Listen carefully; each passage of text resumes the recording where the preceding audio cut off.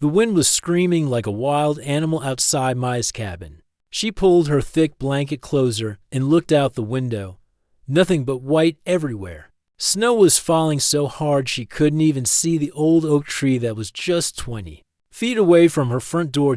Maya had come to this mountain cabin 3 days ago, hoping to find some peace after everything that had happened in her life. The cabin belonged to her grandmother, who had passed away last year. It was simple but cozy, with wooden walls and a stone fireplace that crackled with orange flames. She was editing photos on her laptop when the power went out. The whole cabin went dark except for the warm glow from the fireplace. Maya sighed and closed her laptop. She had been a photographer for 10 years, mostly taking pictures of nature and wildlife. But lately, work had been slow, and she needed this quiet time to figure out her next step. The storm had been going on for hours. Weather reports said it would last through the night, maybe even longer. All the roads were closed, and her phone had no signal. Maya was completely cut off from the outside world, but somehow that felt okay. She needed to be alone right now. Around midnight, when she was getting ready for bed, she heard something that made her freeze. Someone was knocking on her door, not gentle knocking, but desperate pounding that cut through the sound of the howling wind. Maya grabbed a flashlight and moved slowly toward the door. Her heart was beating fast. Who could be out there in this terrible storm? She lived far from town, and her closest neighbor was miles away. "Please," came a voice from outside. It was a woman, and she sounded scared. "Please. I have a child with me. We need help." Maya looked through the small window next to the door. In the beam of her flashlight, she saw a young woman holding a little girl. Both were covered in snow and shaking from the cold. The woman's lips looked blue, and the child wasn't moving much. Without thinking twice, Maya opened the door. The cold air hit her like a punch, and snow blew into her warm cabin. "Oh my goodness, come in quickly," Maya said, stepping aside. The woman stumbled inside, still holding the little girl tight. Maya could see now that the child was maybe 4 or 5 years old, with dark hair sticking to her face from melted snow. Her eyes were closed, and she looked so small and fragile. "Thank you." The woman gasped. "I'm Luna, and this is my daughter Zara. Our car broke down about 2 miles back. I've been carrying her through the snow for over an hour." Maya quickly closed the door and locked it against the storm. "Sit by the fire, both of you. We need to get you warm right away." Luna collapsed into the chair closest to the fireplace, still holding Zara. Maya could see that both of them were in bad shape. Their clothes were soaked, and they were shivering uncontrollably. "Let me get some dry clothes and blankets," Maya said, rushing to her bedroom. She grabbed her warmest sweaters and thick socks. When she came back, she saw that Zara's lips were turning purple. "We need to get her out of these wet clothes now," Maya said gently. "She might have hypothermia." Luna nodded, tears starting to roll down her cheeks. "I didn't know what else to do. The car just died, and there was no one around. I saw your light from far away and just started walking." Maya helped them change Zara into dry clothes. The little girl was barely awake, mumbling softly. Maya wrapped her into thick blankets and held her close to the fire. "Is she going to be okay?" Luna asked, her voice shaking. "I think so," Maya said, checking Zara's fingers and toes. "I don't see any signs of frostbite, but we need to warm her up slowly. Too fast could be dangerous." Maya had learned basic first aid during her years as a photographer, especially when she worked in remote places. She knew how to handle situations like this, while Zara slowly warmed up by the fire. Maya made hot tea for Luna. "Here, drink this. It will help warm you from the inside." Luna took the cup with shaking hands. "I can't thank you enough. If you hadn't opened the door," she didn't finish the sentence. But they both knew what could have happened. "Don't worry about that now," Maya said softly. "You're safe here." As the minutes passed, Zara started to wake up more. She looked around the cabin with curious eyes and snuggled closer to her mother. "Mama, I'm hungry," Zara whispered. Luna looked embarrassed. "I'm sorry. Do you have any food? We left home so quickly. I didn't pack much. Maya smiled. Of course. Let me make you both something warm to eat. She went to her small kitchen and started heating up some soup.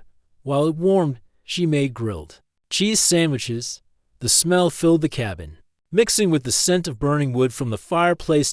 As they ate, Maya noticed that Luna kept looking toward the windows nervously, as if she was worried about something or someone finding them. Zara seemed happier now, laughing softly as the warmth returned to her body. Where were you headed? Maya asked gently. Luna hesitated for a moment. The next town. I heard there's a place there that helps women and children who need somewhere safe to stay. Maya understood without Luna saying more. She had seen that look before. That careful way of speaking that meant someone was running from something scary. After they finished eating, Maya set up sleeping arrangements in the living room near the fireplace. She gave them her best pillows and warmest blankets. Will you be warm enough? Maya asked. Luna nodded. This is more kindness than we've seen in a long time. Thank you. As Maya lay in her own bed later that night, listening to the storm still raging outside, she thought about these two unexpected guests. She had come here to be alone, to figure out her life. But sometimes life has other plans. She could hear Luna whispering softly to Zara, probably telling her a bedtime story. The sound was comforting somehow, filling the cabin with something it had been missing for the first time in months. Maya felt like maybe she wasn't as alone as she thought. Outside, the snow kept falling, and the wind kept howling. But inside the small cabin, three people who had been strangers just hours ago were finding warmth and safety together. None of them knew yet how much this night would change their lives forever. Maya woke up the next morning to complete silence. The wind had finally stopped howling. But when she looked out the window, her heart sank. Snow was piled up everywhere, at least 4 feet deep. Her car was completely buried, looking like a small white hill in her driveway. She walked quietly to the living room and saw Luna sitting by the window, holding a cup of tea. Zara was still sleeping, curled up like a little kitten under the thick blankets. Good morning. Maya whispered. How did you sleep?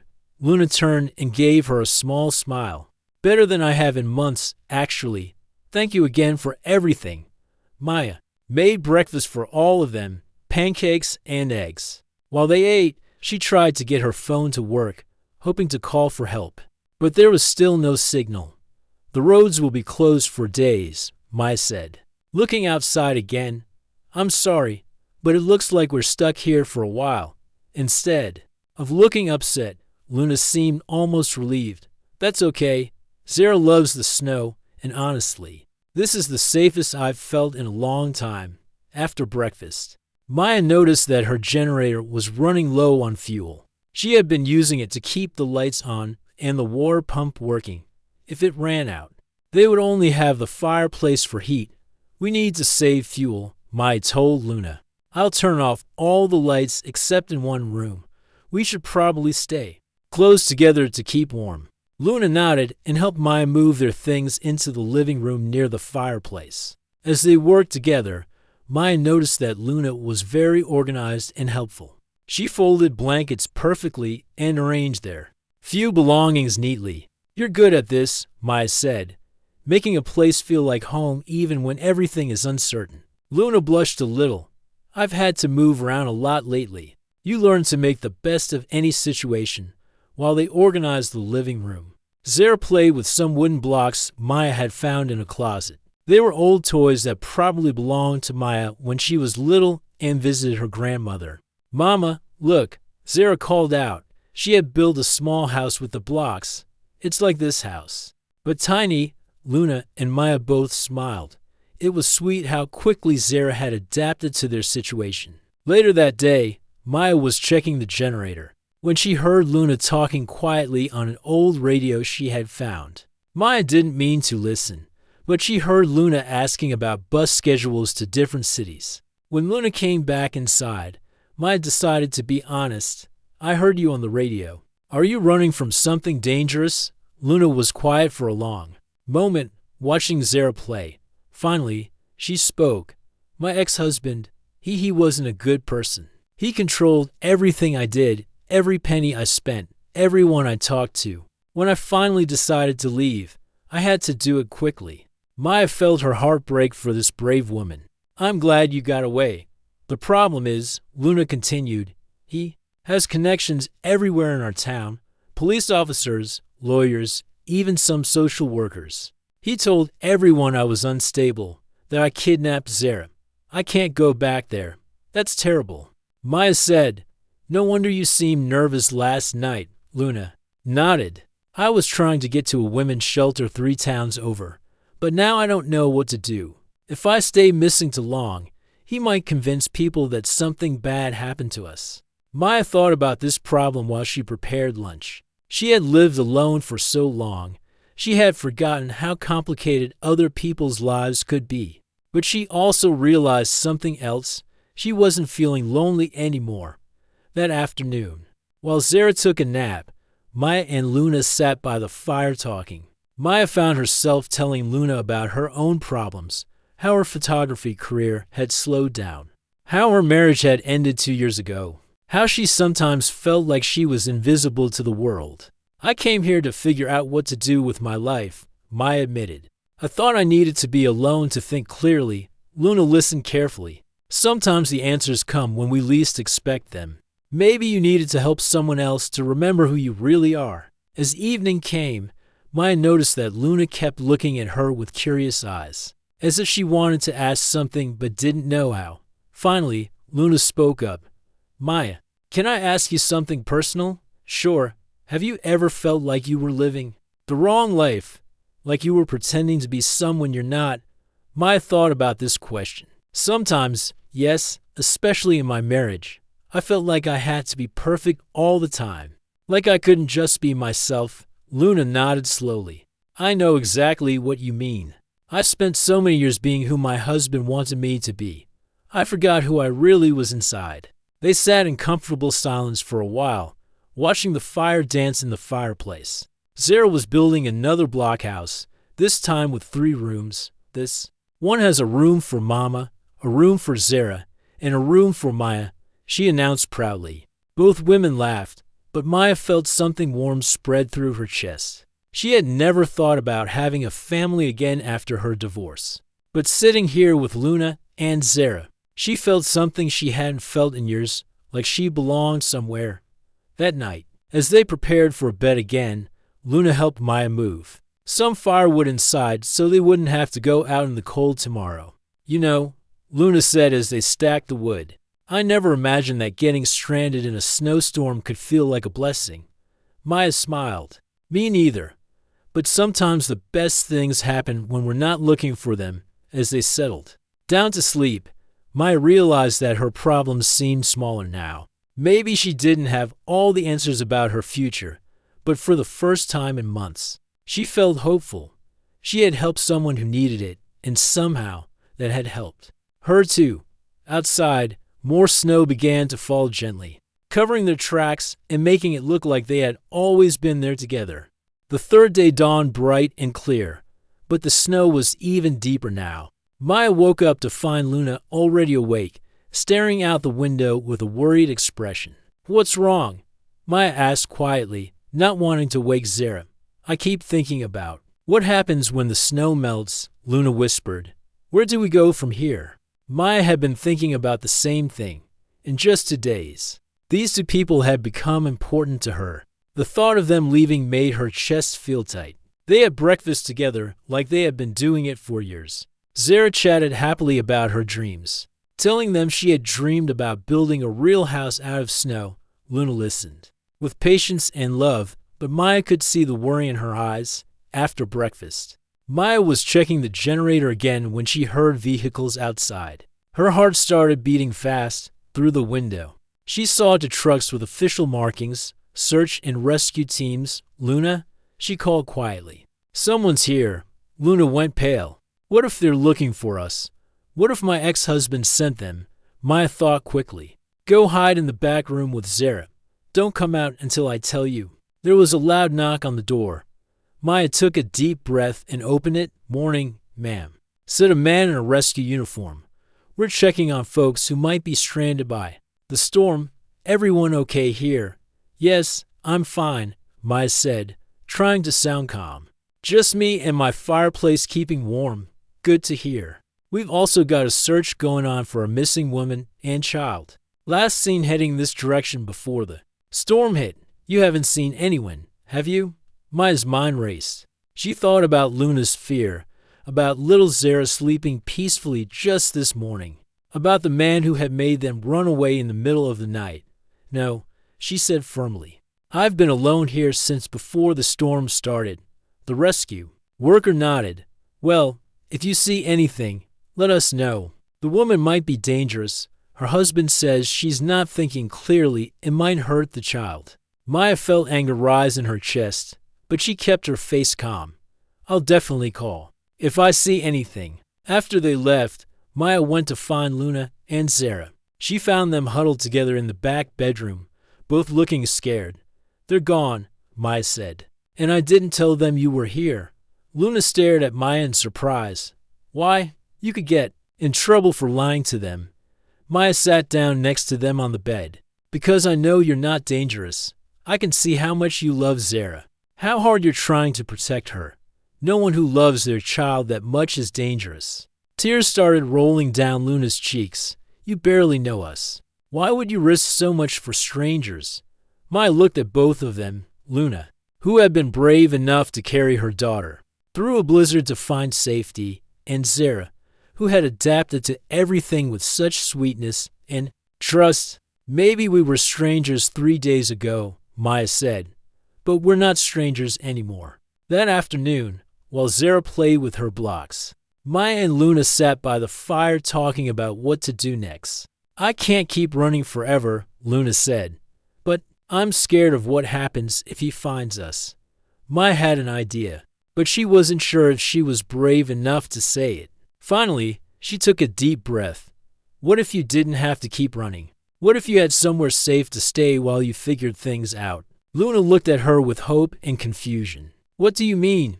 I mean, this cabin belongs to me now. It's far from your old town, and no one knows you're here. You could stay here while you get back on your feet. Luna shook her head. Maya, I can't ask you to do that. We've already put you in danger. You're not asking, Maya said. I'm offering, and honestly, I think I need you as much as you need me.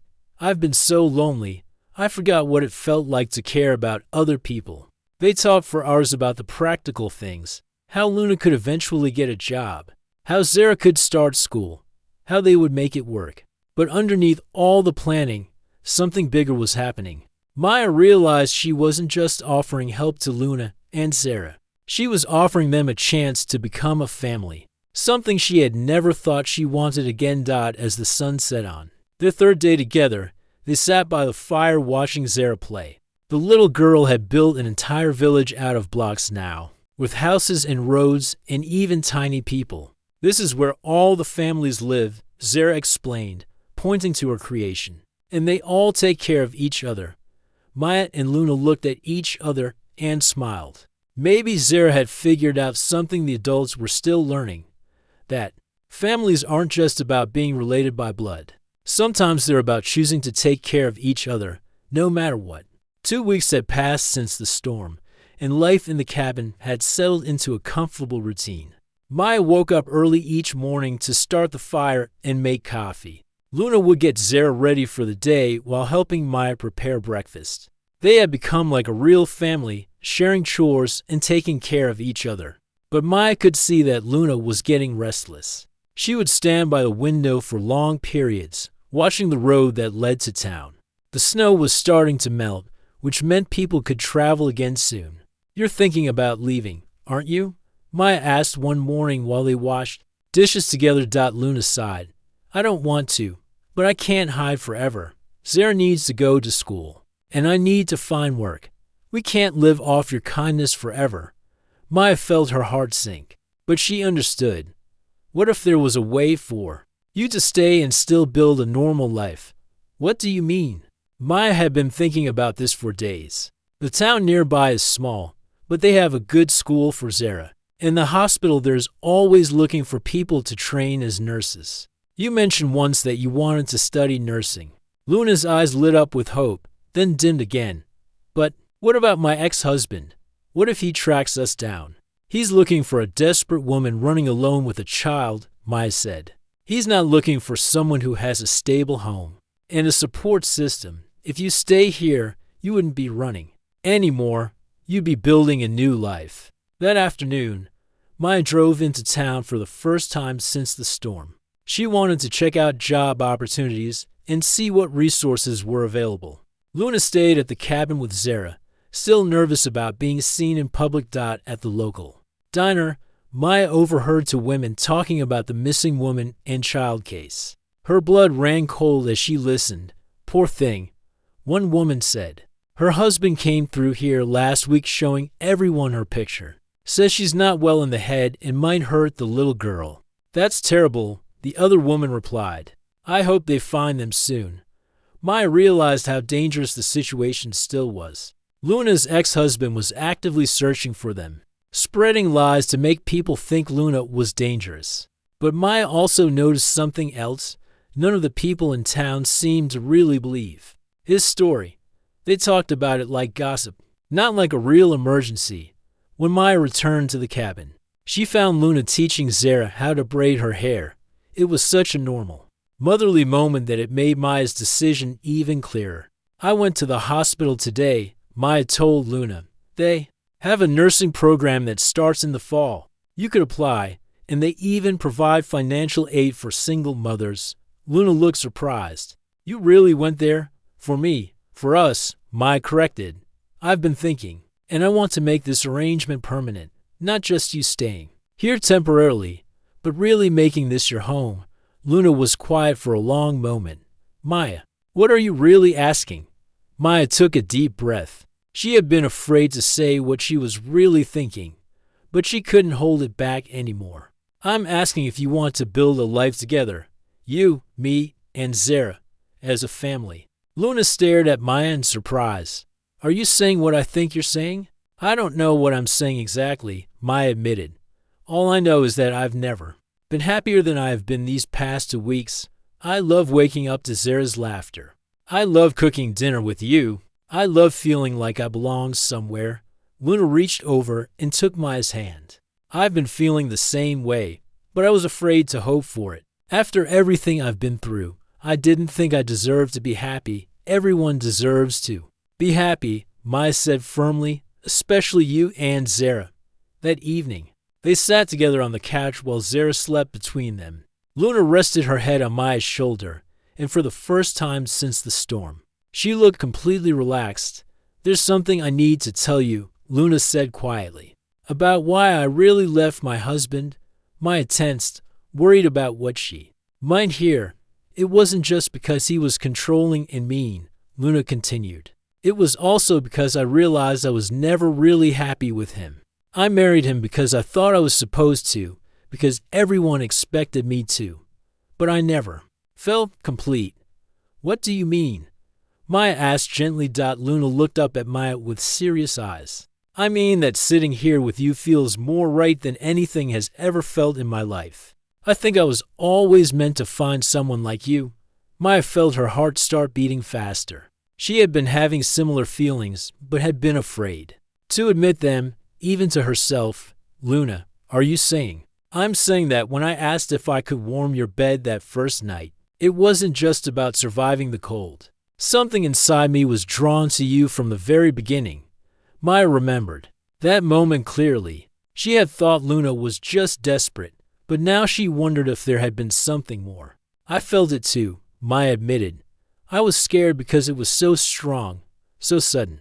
They talked long into the night about their feelings, their fears, and their hopes for the future. Both women had lived their lives trying to be what other people expected them to be.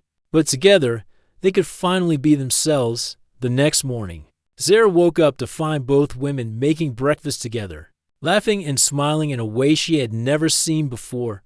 Are you happy, Mama? Zara asked Luna. Double quotes, yes, sweetheart. I'm very happy. Good, Zara said seriously. Maya makes you smile more. I like it when you smile. Later that day, Maya and Luna made plans for their future together. Luna would apply to the nursing program. and Maya would expand her photography business to include family portraits. In local events, they would officially make Maya Zara's legal guardian, which would give them protection and stability. What if people in town don't understand our situation?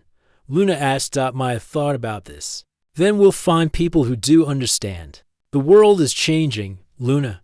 There are lots of different kinds of families now. What do we tell Zara when she's older and asks questions? We tell her the truth, Maya said. That sometimes the most beautiful things happen when you least expect them, that love comes in many forms, and family is about choosing to care for each other. As the weeks passed, their plan began to take shape. Luna applied to the nursing program and was accepted. Maya started getting clients for her photography business. Zara enrolled in the local kindergarten and made friends quickly. But the biggest change was in how Maya and Luna saw themselves. They weren't hiding anymore.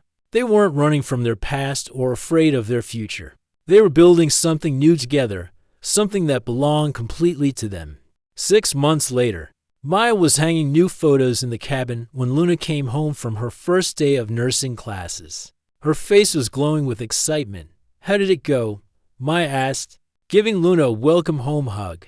It was amazing, Luna said. I forgot how much I love learning new things, and the other students are really nice.